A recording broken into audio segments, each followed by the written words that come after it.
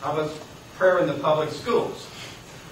Well, who's the swing vote in prayer in the public school cases? They're all 5-4, basically.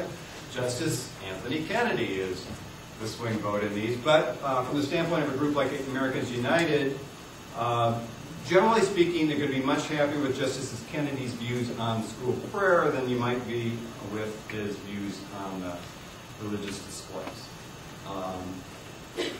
And if we look at a couple of the key cases here, you can maybe see where Justice Kennedy is coming down. First case, 1992, Lee versus Wiseman. 5-4 decision written by Justice Kennedy. What is that case?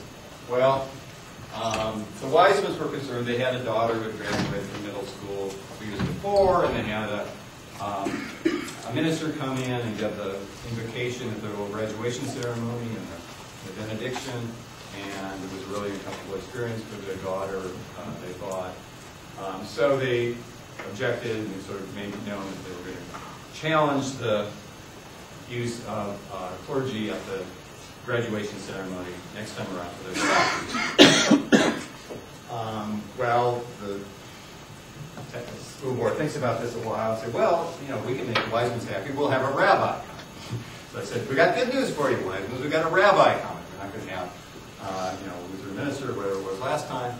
And they said, well, that's not the point. It's not that we wanted to have a rabbi. It's not that we thought it was our turn. It's that we don't think you should have clergy there at a ceremony that's kind of this milestone ceremony. The students have to go there, right? So Justice Kennedy looks at the situation. Is it constitutional to have a school graduation ceremony, optional ceremony, but one's kind of a milestone ceremony that students are generally feel like they should be at, right? Or is it not? He said, well, you know, it's really kind of tough for the students that are there that don't want to participate in the prayer. What are they going to do? They can come late and miss the invocation and kind of find their way to their seat in the middle of their graduation ceremony and then leave early. Or I guess they could stay seated in their seat when everybody else stands up, or not bow their heads. But that's going to be tough, and there's going to be a lot of peer pressure around them to participate and be part of this religious acknowledgement. So I view that as kind of indirect coercion to participate in this religious program, right? And from his standpoint, if it's coercive in any way, indirect or direct, it's a problem. So he said that violates the establishment clause, to have that religious participation in the graduation ceremony. 5-4 decision he writes. Justice Scalia in the dissent goes ballistic. He says, you know, Justice Kennedy has taken us on a psycho journey. And, you know, all about the, you know, the psychological pressure that the students are. You know, what's wrong with this? This is just a tradition we've had for years and years. And but, you know, Justice Kennedy writes his decision, finds that to be exceptional. The next case to come up, or not the next case, but one that I did, where Kennedy is, again, a swing voter, is a case involving a Texas high school, Santa Fe High School. What this school in Texas did was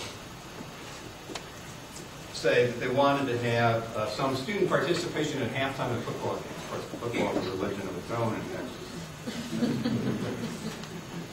Be that as it may.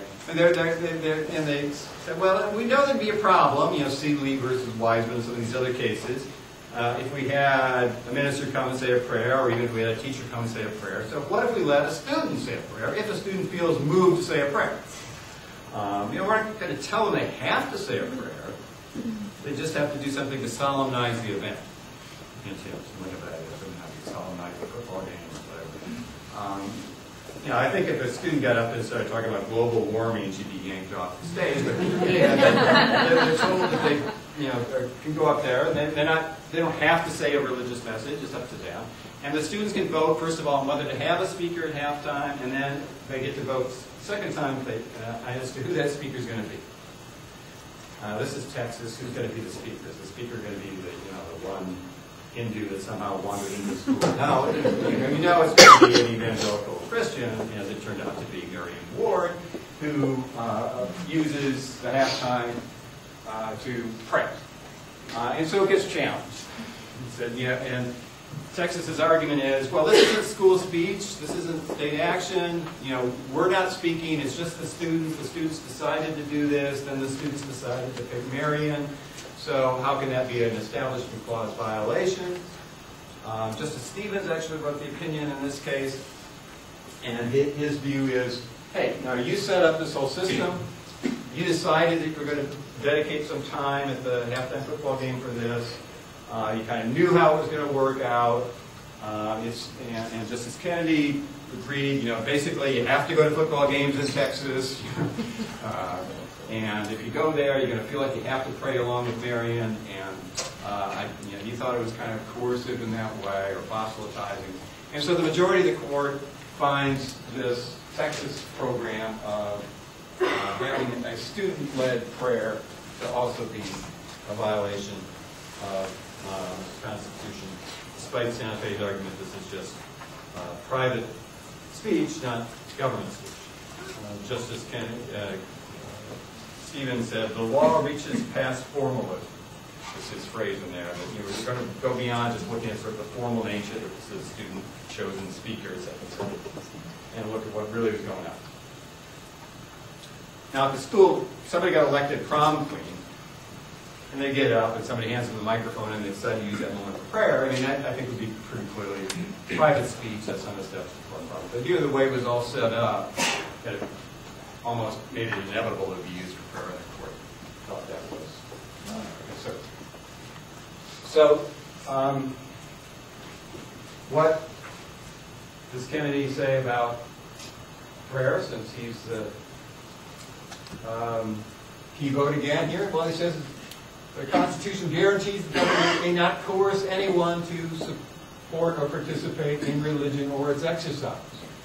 And you can see his language in there, stressing the need for the court not to coerce people to support a religious message. So Kennedy's the key vote in these cases, and the same principles that we've seen in the school prayer cases would apply with respect to, say, creationism, intelligent design, anything of the sort. If he views that as a proselytizing effort, and I think he would, given his vote in the creation science case that came out of Louisiana, you still have 5 votes that are going to look pretty skeptically at most things that look like prayers in public school settings, because of Justice Kennedy. But he's the key vote.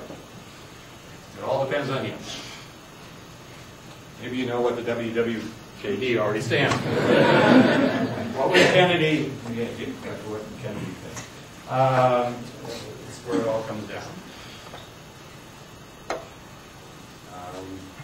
He says, no holding by this court suggests that a school can persuade or compel a student to participate in religious exercise. This is being done here, and it is forbidden by the Establishment Clause of the First Amendment. This is Kennedy writing in B versus White.